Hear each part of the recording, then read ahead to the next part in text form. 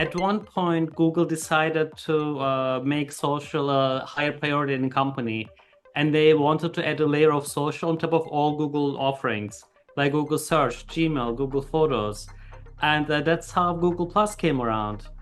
And when you think about Google, you think about search, you think about enterprise, you don't think about social. And I always believe that a social platform has to be its own separate brand. And that was like one of the major reasons why Plus never took off. And the person who was in charge of Google Plus literally canceled every single social project at Google so that there is no conflict. And Orkut was like one of them.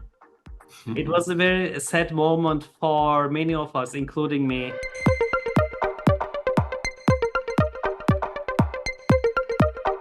I think like in order to get like moderation right, you need like three components.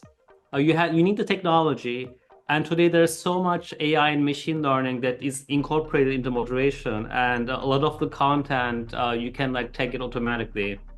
The second one is the user base itself, the community.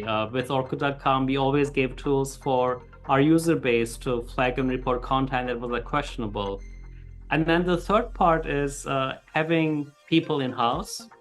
So if you need an actual human being make that final decision, you actually need someone to be responsible to make that call. And successful moderation depends on those three factors. It's like the technology, the community component, and also the moderators.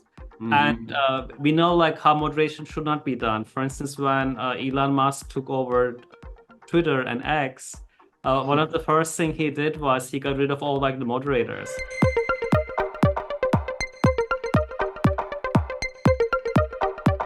If you look at what's happened to social media today, it has become extremely toxic. There's like distrust, right? We talked about like misinformation, there's political polarization, there's isolation, there's shame, anxiety, depression, mental health issues.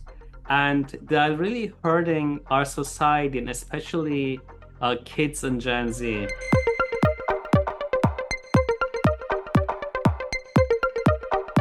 I mean, the social media platforms today are run by like profiteers. They only care about money and power, right?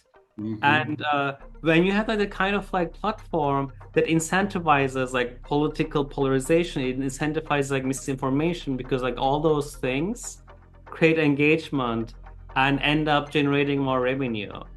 And it's like the ills of these people who are in charge or who are on the top who are making those decisions for these like algorithms.